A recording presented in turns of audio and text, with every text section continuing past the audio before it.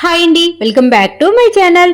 ఇంకా జీవన చూస్తూ ఉంటుంది కదా. ఆదిత్య పెద్దది ఫోటో ఫ్రేమ్ తీసుకొని వస్తాడనమాట. ఆనంది వాళ్ళ అమ్మ, నాన్న, ఆనంది వీళ్ళ ముగ్గురు ఫోటో వేసి పక్కన మ్యాటర్ రాసి పెద్ద ఫ్రేమ్ కట్టించుకొని దాన్ని ప్యాకింగ్ చేసుకొని ఒక అతను ఇచ్చేసి వెళ్తాడు కదా ఆదిత్యకి. ఆదిత్య ఇంట్లోకి తీసుకొని వస్తే అందరూ అడుగుతూ ఉంటారు కదా. అప్పుడు ఆనంది పుట్టినరోజు కోసం సర్ప్రైజు, ఇది రేపు ఇచ్చేటప్పుడు అందరూ చూద్దురు కానీ అనేది చెప్తాడు కదా. ఆ విషయం చెప్పడం కోసమని జీవన వాళ్ళ పెద్దమ్మ అదే చిన్నగ్రాని ఇందమ్మకు ఫోన్ చేస్తుంది. ఇందమ్మకు ఫోన్ చేసి, మా ఆదిత్య బావగారు ఆనంది కోసం ఏదో తీసుకొని వచ్చారు ఫోటో ఫ్రేము. ఆ ఫోటో ఫ్రేమ్లో నాకు తెలిసినంత వరకు ఆనంది వాళ్ళ అమ్మ నాన్న ఫోటోలు ఉండుంటాయి. ఇంకా చూపిమని అడిగితే ఎవరికీ చూపించలేదు, రేపు సర్ప్రైజ్ అని చెప్పేసి అన్నారు. దాని గురించి నాకు చాలా టెన్షన్గా ఉంది పెద్దమ్మ అనగాని అప్పుడు ఇందమ్మ అంటూ ఉంటుంది, మీ అత్తయ్య అడిగినా కూడా చూపించలేదా మీ బావగారు అంటూ ఉంటే, మా అత్తయ్య గారు కూడా అడిగారు, మామయ్య గారు కూడా అడిగారు, ఎవరు అడిగినా చూపిను, రేపు తన పుట్టినరోజు నేను సర్ప్రైజ్గా ఇస్తున్నాను కదా, అప్పుడే అందరికీ తెలుస్తుంది అని చెప్పేసి వెళ్ళిపోయారు పెద్దమ్మ అనేసి ఫోన్ పెట్టేస్తుంది అనమాట. అప్పుడు ఇందమ్మ ఆలోచిస్తూ ఉంటుంది, ఇంకెవరిని నమ్ముకోవటానికి లేదు, నేను ఇంకా రంగంలోకి దిగాల్సిన అవకాశం ఉంది. ఎందుకంటే నేను రంగంలోకి దిగకపోతే నిజాలు తెలిసిపోయాయి అంటే జీవితాలు నాశనం అయిపోతాయి. కాబట్టి ఇప్పుడు ఇంకా నాకు రంగంలోకి దిగి నా పని నేను చేయాల్సిన సిచ్యువేషన్ వచ్చేసింది అనేసి ఆలోచిస్తూ ఉంటుంది. ఇక్కడ మ్యాటర్ ఇలా జరుగుతూ ఉంటే హాల్లో వచ్చేసేపాటికి హైమావతి గారు అలాగే సూర్య ఇద్దరు కూర్చొని ఇంక వీళ్ళిద్దరు పుట్టినరోజుల కోసం మాట్లాడుకుంటూ ఉంటే అప్పుడే జ్యోతి అమ్మ కాఫీ తీసుకొని వస్తుంది. చూసారా అండి, నేనే గెలిచాను అనేసి అంటూ ఉంటే హైమావతి అంటుంది, ఏంటిది, ఏ విషయంలో జ్యోతి నువ్వు గెలిచింది అంటూ ఉంటే సూర్య చెప్తాడనమాట, అమ్మ నీకు ఒంట్లో ఆరోగ్యంగా లేదు కదా, కాబట్టి నీకు జీవన పుట్టినరోజు కుట్టి పుట్టినరోజు గుర్తుందో లేదో అనేసి నేను అన్నానా, అత్తయ్య గారు ఏం మర్చిపోరు, వాళ్ళిద్దరు పుట్టినరోజు కన్ఫామ్గా గుర్తుంటుంది అనేసి జ్యోతి అనింది.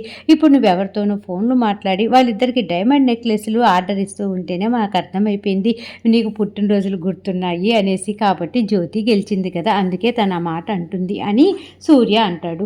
అప్పుడే హైమావతి అంటూ ఉంటుందన్నమాట, ఏం కాదు, నేను ఎందుకు మర్చిపోతాను వాళ్ళిద్దరు పుట్టినరోజులు, జీవన పుట్టినరోజు మర్చిపోను, కుట్టి పుట్టినరోజు నేను మర్చిపోను అని చెప్పేసి అంటూ వాళ్ళిద్దరు పుట్టినరోజులు మన ఇంట్లోనే చాలా గ్రాండ్గా సెలబ్రేషన్ చేయాలి, కాబట్టి సునంద వాళ్ళకి ఫోన్ చేసి వాళ్ళందరినీ రేపు ఇక్కడికి రమ్మని చెప్పు సూర్య అనేసి హైమావతి గారు చెప్తూ ఉంటే అప్పుడే సూర్య అంటాడు, మనకు అవకాశం లేదమ్మా అనగానే అదేంటి అని చెప్పేసి ఆశ్చర్యంగా చూస్తూ ఉంటే అప్పుడే సూర్య చెప్తూ ఉంటాడు, నేను ఆల్రెడీ ఫోన్ చేశాను శశికాంత్ గారికి, ఇంకా మా ఇద్దరు కూతుర్ల పుట్టినరోజు ఇక్కడే చేస్తాము అనేసి అంటూ ఉంటే ఇంకా శశికాంత్ అన్నారు, మా ఇద్దరు కోడళ్ళు మా ఇంట్లో అడుగు పెట్టిన తర్వాత మొదటిసారి వస్తున్నటువంటి పుట్టినరోజు కదా, కాబట్టి ఆల్రెడీ మేము సెలబ్రేషన్స్ స్టార్ట్ చేసేసాము, ఇంట్లో అంత హడావిడి పనులు కూడా జరిగిపోతున్నాయి, కాబట్టి మీరే కంపల్సరీగా మా ఇంటికి రండి, అందరం కలిసి ఇక్కడే చేద్దామని చెప్పేసి శశికాంత్ గారు చెప్పారమ్మా, అందుకే ఇంకా మనకి ఇంకా అవకాశం లేదు అని చెప్పేసి అనగానే హైమావతి గారు బాత్తోటి వెళ్ళిపోబోతూ ఉంటే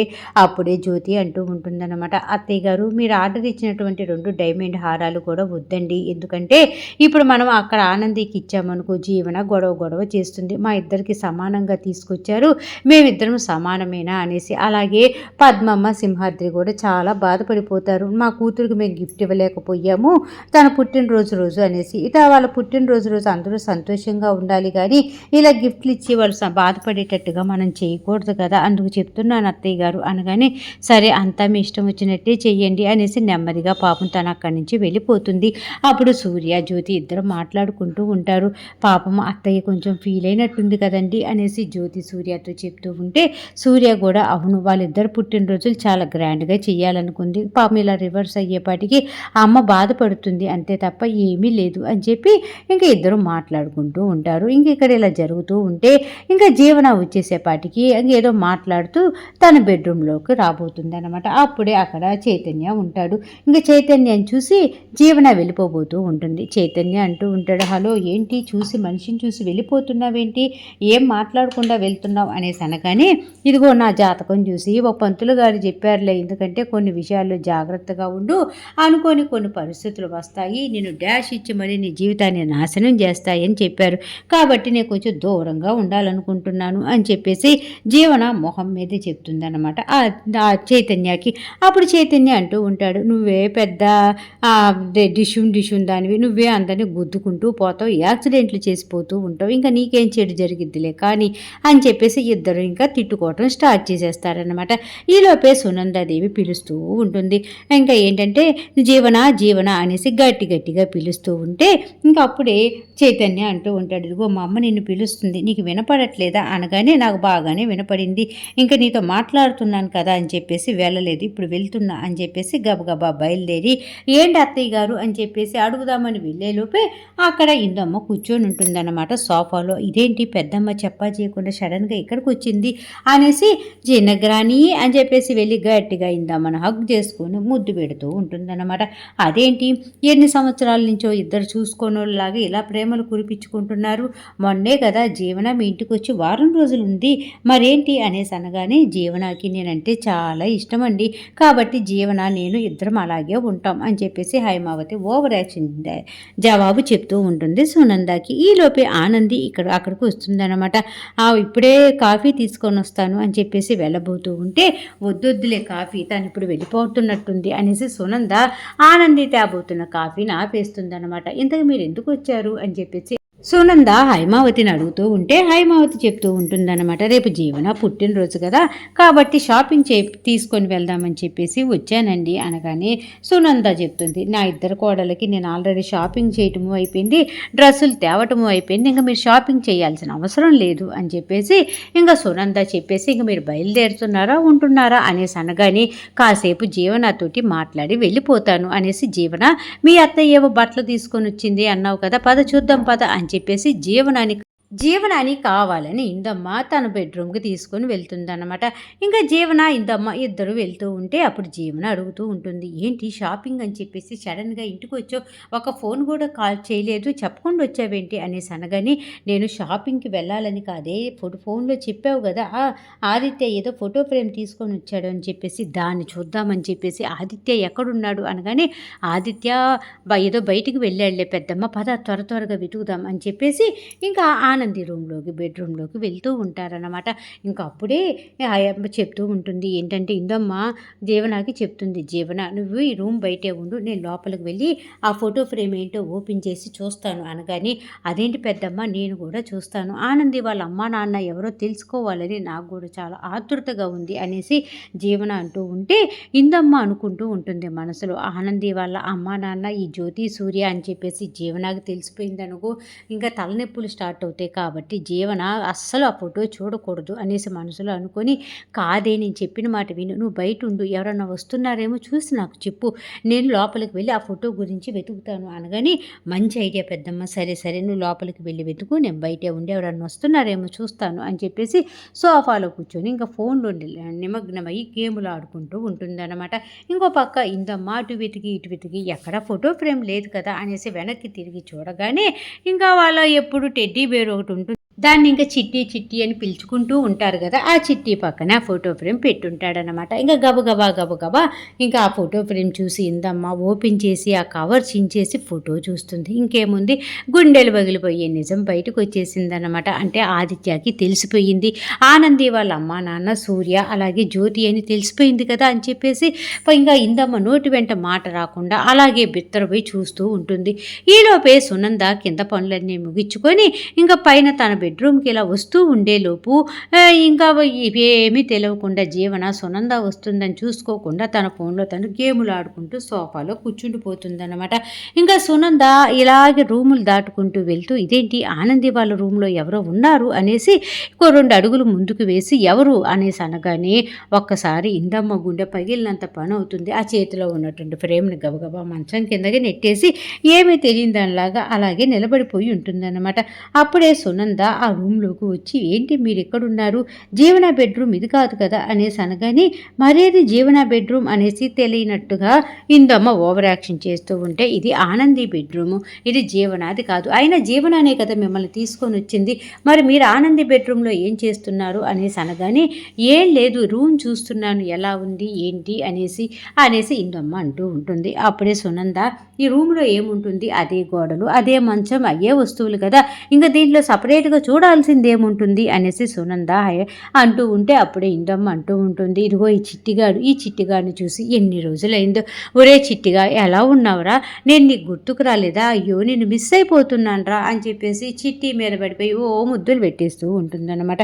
అప్పుడు సునంద అంటూ ఉంటుంది, మీ ఇంట్లో అందరికీ కూడా ఈ చిట్టి అంటే చాలా ఇష్టంలాగుందే అనేసి అంటూ ఉంటే, చిట్టి అంటే ఇష్టమేంటి, ప్రాణం కూడా, అసలు ఈ టెడ్డీ బేర్ అని మేము అసలు అనుకోం, ఒక మనిషిలాగా ఫీల్ అవుతాం అని చెప్పేసి ఇందు అమ్మ ఓవర్ యాక్షన్ చేస్తూ ఉంటుంది సునంద గారు దగ్గర. ఇంకా అప్పుడే జీవన వస్తుంది. జీవన వచ్చి, అమ్మో మా అత్తయ్య గారు చూసేశారా ఏంటి పెద్దమ్మని అనుకొని, పెద్దమ్మ ఏమన్నా అనిందా మా అత్త అంటూ ఉంటే, ఇవే నేను బయట కూర్చొని చూస్తూ ఉండమన్నాను కదా, ఎవరు వస్తున్నారా అని చెప్పేసి, ఏం చేస్తున్నావే నువ్వు, కొంచెంలో మిస్ అయ్యాను, మీ అత్తయ్యకి అనుమానం వచ్చుంటే మామూలుగా ఉండేది కాదు అని చెప్పేసి ఇంకా మాట్లాడుతూ ఉంటుంది ఇందమ్మ జీవనతోటి. ఇంకా సునంద ఈమె ఎప్పుడు తేడాగానే ఉంటుంది, అసలు ఈమెంటి ఇలాగుంది అని చెప్పేసి సునంద కూడా ఏమోలే ఏం గురించి ఆలోచిస్తే హెడాక్ వస్తుంది అని చెప్పేసి తన రూమ్కి తను వెళ్ళిపోతుంది అన్నమాట. ఇంకెక్కడ ఇలా జరుగుతూ ఉంటే ఇంకా అప్పుడే అడుగుతూ ఉంటుంది జీవన, పెద్దమ్మ నీకు కనపడిందా ఇంతకీ, ఫోటో చూసావా అనేసి అంటూ ఉంటే, నేను ఫోటోనా, నాకు కనపడలేదు, ఇప్పుడు వెళ్ళి వెతకాలి, నువ్వు ఇదిగో చూస్తూ ఉంటే ఈలోపే మీ అత్తయ్య వచ్చింది, మీ అత్తయ్యని చూడగానే నాకు ఒళ్ళంతా చెమట్లు పట్టాయే బాబు, రా వెళ్ళి వెతుకుదాం అనేసి అంటూ ఉంటే, ఇంకా ఈలోపే ఆదిత్య డాబా నుంచి మెట్లు కింద నుంచి పైకి వస్తూ ఉంటాడనమాట. ఇంకా చూసేస్తుందన్నమాట ఇందుమతి. చూసేసి, అయ్యా వచ్చేస్తున్నాడా మీ బావ, ఆ రూమ్ అంతా కూడా నేను వెతుకుతూ చిందరవందర చేశాను, ఇప్పుడు ఆ చిందరవందరగా ఉన్న రూమ్ చూస్తే మీ ఆదిత్యకి గ్యారంటీగా డౌట్ వస్తుంది, కాబట్టి నువ్వు మీ బావగారిని ఏదో ఒక మాయ మాటల్లో పెట్టి నేను వెళ్ళి గబగబా రూమ్ సర్దేసి వస్తాను అనగాని, సరే పెద్దమ్మ త్వరగా సర్దు అని చెప్పేసి జీవన ఇంకా అప్పుడు ఆదిత్య అటు వెళ్తూ ఉంటే, బావగారు నాకు చిన్న డౌట్ ఉంది అడగచ్చా అనేసి అంటూ ఉంటే, నిన్నే కదా ఒక డౌట్ గురించి క్లారిటీ తీసుకున్నాం, మళ్ళీ ఏంటి డౌటు అనేసి అనగానే, ఇప్పుడు మన కంపెనీకి అనుకోకుండా ఫైర్ యాక్సిడెంట్ అయ్యిందనుకో ఎలా కాపాడుకోవాలి అనేసి జీవన ఇంకా అడుగుతూ ఉంటే, అప్పుడు ఆదిత్య చెప్తూ ఉంటాడు, మన కంపెనీకి అలాంటి పరిస్థితి రాదు, ఒకవేళ వస్తే ఇలాంటి జాగ్రత్తలు తీసుకోవాలి అనేసి ఆదిత్య జీవనకి చెప్తూ ఉంటాడనమాట. ఇంకా అప్పుడే గబగబా వెళ్ళిపోయి ఇందమ్మ ఇంకా ఫోటో తీసింది కదా, ఆ ఫోటోని ఏ ప్లేస్లో నుంచి తీసిందో ఆ ప్లేస్లోనే పెట్టి దానిపైన కవర్ చేత మొదలుగా చింపేసింది కదా, దాన్ని అంతా సర్దుబాటు చేసి గబగబా ఆ రూమ్లో నుంచి బయటకు వచ్చేస్తుంది అన్నమాట. ఇంకా అలా బయటకు వచ్చేసి ఒక్కసారి గుండెలు పగిలిపోతూ, అయ్యో ఇప్పుడు రేపు నిజం తెలిసిపోతుందా, మేము ఆడిన ఆటలన్నీ కూడా రేపటితోటి బయటికి రాబోతున్నాయా అని చెప్పేసి చాలా చాలా టెన్షన్ పడిపోతూ ఉంటుంది. ఇంకెక్కడ ఇలా జరుగుతూ ఉంటే అలేఖ్య ప్రశాంతంగా ఫోన్ చూసుకొని బాగా ఆడుకుంటూ ఉంటుంది. అప్పుడే అక్కడికి సీనుగాడు వస్తాడనమాట. సీనుగాడు వచ్చి, చిలకమ్మ నేను ఒక చిన్న విషయం అడుగుతాను, నువ్వు నాకు హెల్ప్ చెయ్యాలి అంటూ ఉంటే, ఏంటిది ఏం చెయ్యాలి, ఇదిగో అన్నం పెట్టు గిన్నం పెట్టు అంటే నేను పెట్టను, బట్లుతుకు గిట్లుతుకు అంటే అసలు నేను ఉతకను అనేసి సీను అడక్కముందే అలేఖ్య గట్టిగా జవాబు చెప్తూ ఉంటే, ఆ పనులన్నీ కాదులే చిలకమ్మ, నేను కొన్ని పదాలు తెలుగులో చెప్తూ ఉంటాను, నువ్వు ఇంగ్లీష్లో నాకు లెటర్ రాసి ఇవ్వాలి అని చెప్పేసి సీను అడుగుతాడన్నమాట. అప్పుడే అంటూ ఉంటుంది అలేఖ్య, ఏంటి కొంపదీసి లవ్ మ్యాటరా ఏంటి అనగానే, చ లవ్ మ్యాటర్ కాదు, ఏం మ్యాటర్ కాదు, రేపు మా ఆనంది పుట్టినరోజు కదా, తనకి గిఫ్ట్ ఇవ్వాలి కదా, కాబట్టి తనంటే నాకు ఎంత గౌరవమో తనకి నేను లెటర్ రూపంలో ఇద్దామనుకుంటున్నాను, కాబట్టి ఇస్తాను అనగానే, అబ్బో ఇంట్లో ఉన్న భార్యని ప్రేమగా చూసుకోవటం రాదు కానీ ఆమెని చూసుకుంటాడంట, నాకు అసలు ఆనంది అంటేనే నచ్చదు, ఆమెకి నువ్వు ఏం రాసిచ్చేది ఏంటి అది ఇదని అనేలోపు ఇంకా పద్మమ్మ మాటలన్నీ వినేసి, నా కూతురు నీకేం తప్పు చేసిందే, నా కూతురు జీవితాన్ని లాక్కోవాలనుకున్నా సరే నీకు ఆ కంపెనీలో పని ఇచ్చింది, నా కూతురు లాంటి మంచిదానికి నువ్వు చెడు చేయాలనుకున్నావు, నువ్వు అలాంటి దానివి ఇలాంటి దానివి, నువ్వు అసలు ఇంట్లో నుంచి పంపించేయాలనుకుంటే జ్యోతమ్మ పాపం అని చెప్పేసి నీకు ఉండటానికి ఇంత నేడిచ్చింది, అది ఇది అని చెప్పేసి ఇంకా పద్మమ్మకి అలేఖ్యకి మధ్య వారు మామూలుగా జరగదు, నువ్వెంత అంటే నువ్వెంత అని చెప్పేసి ఒకరినొకరు మాట్లాడుకుంటూ ఉంటారు. అలాగే అలేఖ్య అంటూ ఉంటుంది, నేను ఇంట్లో నుంచి వెళ్ళిపోతాను అనేసి అంటూ ఉంటే, వెళ్ళిపో నేనెవడన్నా ఆపాడా అని చెప్పేసి అలేఖ్యని పట్టుకొని అంటూ ఉంటే, అలేఖ్య నిజంగానే వెళ్ళిపోతున్నాను అనేసి వెళ్ళిపోబోతూ ఉంటే అప్పుడే సింహాద్రి అంటూ ఉంటాడు, ఆగమ్మా అనేసి గట్టిగా విరికేక వేసి, ఎక్కడికి వెళ్ళేది, నోరు మూసుకొని ముందు ఇంట్లోకి వెళ్ళు అనగానే, నేను ఇంట్లో ఉండను వెళ్ళిపోతాను అనేసి అలేఖ్య ఓవర్ యాక్షన్ చేస్తూ ఉంటే, నీకే చెప్పేది మర్యాదగా ఇంట్లోకి వెళ్ళు అని చెప్పేసి అలేఖ్య ఇంట్లోకి పంపిస్తాడు. అలాగే సీనుగా నువ్వు కూడా వెళ్ళరా అనేసి సీనుని పంపించి పద్మమ్మ మీద అరుస్తూ ఉంటాడనమాట. ఇలాగైనా ఆ పిల్లకి జవాబు చెప్పేది, మీ గొడవలు స్టార్ట్ అయినప్పటి నుంచి చూస్తున్నాను, తనని మంచిగా మార్చుకోవటానికి ట్రై చేయాలి.